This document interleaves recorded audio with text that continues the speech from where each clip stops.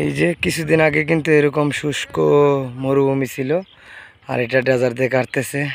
আর এখন মাশাল্লাহ সাথে আপনার সবুজে একদম গাঢ়। এই যে এইগুলা কিন্তু ডেজার্টের গাথা, কত বড় বড় গাথা করতেছে। এখান থেকে মাটি বিক্রি করা হয়েছে মনে আপনার 13-14 লাখ টাকার। এখন মাটির যেই দাম, আপনার 1 ফুট মাটির দাম এখন 60 টাকার মতো সবগুলোই। কারণ এগুলো এখন ডেজারে কাটতেছে শুধু একটাই কারণ, আপনার ফসল করে আপনার লসের সম্মুখীন হইতে হয় মানুষের। এই যে ফসলগুলো করতেছে এক একটা জমিতে আপনার নিম্ন স্তরে মুনি, তারপরে আপনার নিজের খাটনি, লোহা সব কিছু বাদ দিয়া প্রত্যেকটা জমিনে 10-15 হাজার টাকা লস কানিপতি বা বিঘাপতি হবে।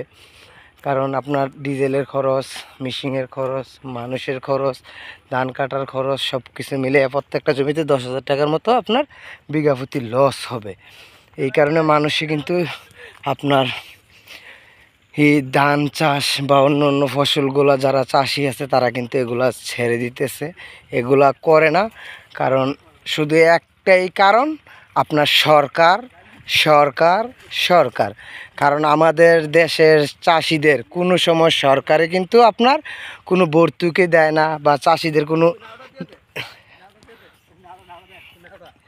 এই যে নাও একটা রাখছে দেখছেন নি, চুরে লয়ে গেলে কি তা করবো। আর আমি কিন্তু 5-এর উপর দিয়ে যাইতেছি, মা গো মা, ইন্নালিল্লাহ, মা গো ডর করে গো যদি পড়ি। এভাবে সাঁকু কারা কারা পার হয়েছেন জানাবেন। আর এগুলা এক একটা জমিতে যেই কথা বলতেছিলাম, এক একটা জমিতে কিন্তু আপনার কমের পক্ষে ছোটো জমিনগুলার 2-3 হাজার টাকা করে লস, আর বড়োগুলা যেগুলো 1 বিঘা 2 বিঘা ওইগুলোতে আপনার নিম্ন স্তরে 10-15 হাজার টাকা করে কিন্তু প্রত্যেক জমিতে লস হয়। তাইলে আপনার এগুলা কইরা তো লাভ নাই। এই কারণে মানুষে ফিশারি, তারপরে আপনার ডেজারে মাটি বিক্রি করে বাস শুধু মাছের জন্য এই ডুবা এগুলা করে রাখে, ঠিক আছে। তো মানুষে কি করব, লসের সম্মুখীন তো আর সব জায়গায় হইতে পারতো না, বা লসের সম্মুখীন একটা কষ্ট করার পরে যদি আপনার মানুষে সবসময় লসের সম্মুখীন হইতে হয়, তাহলে তো চাষিরা কিভাবে বাঁচবে, বা কৃষকের কিভাবে বাঁচার কোনো রাস্তা নাই। এই কারণে আমিও ডেজারে গাঁথা কইরা বিক্রি করে দিতেছি মাটি, বা আমরাও বিক্রি করে দিতেছি। কারণ চাষিরা সব জায়গায় কিন্তু নিচে বা নিচের পদে দেখা হয় চাষিদেরকে। এই যে দেখছেন সবাই কিন্তু প্রচুর জমিন এখনও মাটির মধ্যে আপনার খিল পরে আছে, যেগুলো ধান রোপণ করে না। আপনাদেরকে দেখাই, সাথে থাকেন, দেখলে বুঝতে পারবেন যে কত জমিন আপনার এই বিনা চাষে পরে আছে খিল।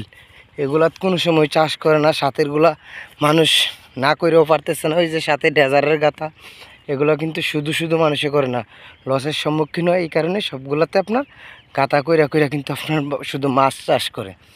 আর আপনার অন্য অন্য ফসলের মধ্যে সবগুলোর মধ্যে এই যে দেখছেন কত বড় একটা জমি, প্রায় আমাদের এলাকায় 60% জায়গা কিন্তু একটা মাছের প্রজেক্ট করে বা একটা ডুবা করে ফেলে রাখছে। এটা কিন্তু আর ধান করে না। এই যে সাঁতার একটা জমি দেখতেছেন, এটা ধান করে কি করব, না করে পারে না। এদের মতো তার খিল জমি রেখে দিয়া মানুষে কোনো কিছু করতে পারে না। এই যে দেখছেন যারা বিদেশ আছে 2-4 জন, তাদের জমিন কিন্তু খিল ফেলাই রাখছে। এগুলোর দরকার নাই, লসের প্রজেক্টে তো মানুষে থাকবে না। এই যে একটা জমি দেখতেছেন, সাতের জমিনে আপনার ধান, পাশের জমিন খিল, ওই যে খিল, ওই যে আর একটা জমি খিল। তো এগুলো কিন্তু মানুষের শুধু লসের কারণেই করে না।